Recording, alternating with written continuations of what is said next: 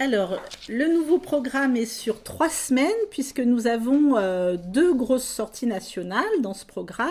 Donc, nous avons Fast and Furious 10, réalisé par le français Louis Leterrier. Alors, moi, je ne connais pas la licence Fast and Furious. J'avoue que je suis passée à côté. Je ne sais pas s'il y a beaucoup de licences qui ont 10 épisodes, 10 films. Ça commence à être beaucoup. Moi, je suis une enfant de Mad Max, mais pas de Fast and Furious. Mais en tous les cas, les adeptes vont être ravis. Nous avons le film en sortie nationale.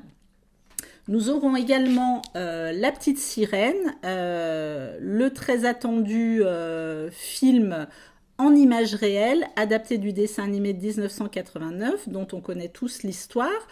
Vous le savez, Disney est en train de retourner tous ces grands classiques du cinéma d'animation en images réelles. On a eu Le Roi Lion qui a très très bien marché.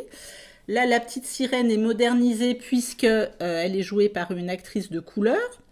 Il y a des nouvelles chansons. Ça dure 2h15, donc on verra le résultat. Et je crois qu'ils sont en train de préparer Bambi, il me semble. Voilà.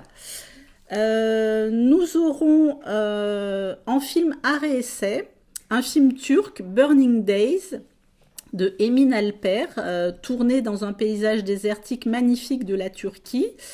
Il est rare de voir des films turcs, en plus en période d'élection, là c'est intéressant, puisque le film parle corruption, chasse à l'homme, homophobie, et aborde d'une manière détournée évidemment les problèmes de ce pays.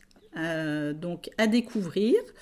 Nous aurons en film français le premier long métrage de Jean-Baptiste Durand, Chien de la casse, dont on parle beaucoup, tourné dans la vallée de l'Hérault, avec Raphaël Quénard, acteur très particulier, assez inoubliable, et Anthony Bajon, qui joue un duo d'amis aux relations un peu sadomasochistes qui peuvent mettre mal à l'aise, mais dont on va découvrir la grande amitié, la grande force au final. C'est très émouvant, très étonnant. On a un ovni cinématographique total, dont j'aurais du mal à vous décrire le contenu. C'est Mad God, le film de Phil Tippett. Phil Tippett, donc grand maître des effets spéciaux aux États-Unis. Il a fait les effets spéciaux de Star Wars, de Jurassic Park, de Starship Troopers. C'est un dieu vivant pour beaucoup de réalisateurs américains. Et depuis 30 ans, dans son garage, il est en train de faire un film en volume, en stop motion, comme on dit, sorti de son imaginaire. Et le film sort enfin en salle. Il ne passe pas à Limoges, il ne passe qu'au Ciné-Bourse, donc venez le voir. C'est une expérience assez cauchemardesque, assez incroyable. On est dans l'imaginaire de Phil Tippett. Donc je vous le conseille chaudement. Nous aurons Jeanne Dubarry de Maïwenn, donc, dont on parle beaucoup puisqu'il fait l'ouverture du Festival de Cannes ce soir même. Donc Maïwenn joue la favorite du roi Louis XV, donc, et qui joue Louis XV, Johnny Depp, qui revient sur les écrans et qui parle français. Voilà, film en costume. Nous aurons deux films français plus grand public, Umami de Slonisso avec Gérard Depardieu, Sandrine Bonner, Rod Parado, qui parle donc d'un cuisinier d'un restaurant gastronomique en crise de vie qui va faire un voyage au Japon pour tenter de percer le secret d'un goût mystérieux qu'on appelle l'umami. Et nous aurons L'Homme debout de Florence Vignon, qui n'est autre que la scénariste attitrée de Stéphane Brisé, pour situer un petit peu son cinéma. Et elle réalise son premier long métrage avec Jacques Gamblin et Zita Andro, qui parle donc de comment une jeune femme, pour décrocher un CDI, doit pousser à la pré-retraite un autre employé, joué par Gamblin, qui adore son travail et qui ne veut absolument pas prendre sa pré-retraite, et comment ces deux-là vont se rencontrer et cohabiter. Nous aurons un film de genre, film d'arts martiaux, donc avec des combats chorégraphiés par Donnie Yen, qui est le grand chorégraphe des films de Wu Xia, comme on dit, depuis 40 ans. Et là, il réalise et il joue dans le film. Donc c'est un film très attendu pour les amateurs de Wuxia. Nous aurons 2 films de patrimoine dans le cadre de Ciné-Mémoire, donc en partenariat avec Sina et la DRC. La 9e symphonie de Douglas Sirk, qui est un film de 1936, donc film rare de Sirk qui ressort en salle. Et là, on est comme toujours avec Sirk dans le grand mélodrame, abandon, exil, adultère, chantage. Très très beau film à découvrir. Et dans un genre complètement différent, Les Petites Marguerites, film tchèque de Vera Chytilova, grand classique du cinéma de la nouvelle vague tchèque, qui date de 1966, très hippie, cinéma burlesque, manifeste féministe, on casse tout et on fait péter la société, quoi. Voilà, on aura des films accompagnés soit d'intervenants, soit d'ateliers.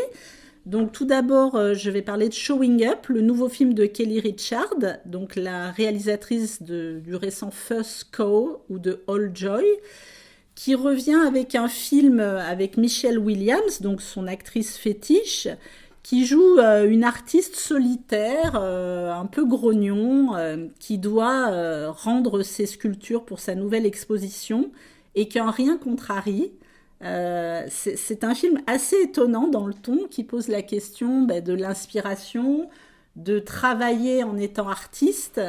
Elle travaille notamment dans une école d'art où on voit tous ces jeunes qui créent, qui a du talent, qui n'en a pas, comment on est influencé aussi par ce qu'on voit d'autres artistes. Le film pose des tas de questions très intéressantes. Et nous avons décidé avec Camille Solans, la médiatrice du cinéma, de proposer un atelier d'art plastique modelage pour les adultes, cette fois-ci, d'1 heure avant la séance du samedi 3 juin, donc à 16h30, et c'est sur inscription, donc il faut appeler le cinéma. Nous aurons un cache diplomatique, le dernier de la saison, avec Nostalgique du futur, un film vénézuélien, un documentaire très positif sur l'auto-organisation dans les communes populaires du Venezuela pour sortir des logiques du capitalisme. Donc le film sera accompagné par Maurice Lemoine, donc grand journaliste du monde diplomatique et spécialiste du Venezuela. Donc c'est un film qui a une toute petite sortie, donc si vous voulez le voir, c'est un film rare. Et pour annoncer Foutez-nous la paix, le prochain festival qui aura lieu du 14 au 29 octobre, dont la thématique sera la République démocratique du Congo, et aussi pour faire un petit clin d'œil aux ostensions qui approchent, nous allons programmer In Viaggio, le documentaire italien de Gianfranco Rosi, grand documentariste. Film assez étonnant qui recycle les images des voyages diplomatiques du pape François avec celles des grands drames actuels, guerre, naufrage de migrants. Et cette séance sera accompagnée par Sébastien Fass, historien et sociologue des religions. Nous aurons en séance jeune public Les aventures de Ricky, donc un long métrage à partir de 6 ans, suite du voyage de Ricky, qui raconte comment un jeune moineau a été adopté par des cigognes et donc adapte la vie des cigognes, et comment ils doivent entamer une grande migration. Il va apprendre la force du groupe et l'amitié. Et nous aurons pour les plus petits une séance à atelier avec Portrait de famille, qui est un programme de court-métrage iranien produit par le célèbre studio Kanoun. Donc l'occasion de découvrir des courts-métrages rares à partir de 3 ans. Et la séance sera accompagnée d'un goûter et d'un atelier pour fabriquer son arbre généalogique. Voilà. Nous accueillerons une conférence dans le cadre de la journée de l'abeille, pollinisateur sauvage, avec le spécialiste des abeilles sauvages, David Genoux, qui sera parmi nous. Et enfin, nous avons 2 doubles séances, ça devient une habitude au Ciné-Bourse, on aime beaucoup. On va présenter 2 films assez différents mais qui se répondent, et j'ai intitulé la soirée Sorcière-Sorcier, avec Almaviva, film portugais d'une réalisatrice très talentueuse, Cristel Alves Meira, qui tourne dans son petit village natal. Et c'est un film qui répond d'ailleurs à la thématique Le corps en soi qu'on a présenté à la Mégisserie, puisqu'il s'agit effectivement du passage de génération en génération. Alors là, ce serait des pouvoirs de sorcellerie. Est-ce que les femmes sont toutes des sorcières? Le film pose quand même cette question. C'est une petite fille qui vit en France, qui chaque été donc rejoint sa famille au Portugal et qui semble hériter des pouvoirs de sa grand-mère, des pouvoirs de sorcière. Et alors que sa grand-mère décède brutalement, elle va donc faire face à ses pouvoirs et aux réactions du village qui sont assez dures. Et nous aurons dans un genre assez différent Goutte d'or de Clément Cogitor, donc réalisateur français du court-métrage Les Indes galantes qui a fait grand bruit, à tel point que l'Opéra de Paris lui a confié la mise en scène de l'opéra Les Indes galantes. Clément Cogitor navigue entre galeries d'art, mise en scène effectivement de spectacles et des films. Et là, il signe avec Goutte d'or un polar mystique avec Karim Leclou qui joue une espèce de mage dans le quartier de la Goutte d'Or entre Barbès et la Porte de la Chapelle. C'est une ambiance assez inhabituelle et étonnante. C'est vraiment un cinéaste à découvrir. Enfin, nous rendrons hommage à Chantal Akerman, grande réalisatrice, puisque Jeanne Dillman, 23 quai du Commerce, 10 080 Bruxelles, ressort en salle. Grand chef-d'œuvre du cinéma qu'il ne faut voir que sur grand écran. Le film dure 3h21. Il est difficile, mais il se mérite. Et quand on le voit, on comprend pourquoi il vient d'être élu meilleur film du monde au classement décennal de la revue britannique Sight and Sound. Donc pour accompagner la ressortie de ce film majeur de l'histoire du cinéma, on a invité Martine Lancelot qui a travaillé avec Chantal Akerman et qui a réalisé un moyen métrage, News from Chantal Akerman, film expérimental qu'elle a fait, et elle adresse une lettre en voix off à Chantal Akerman.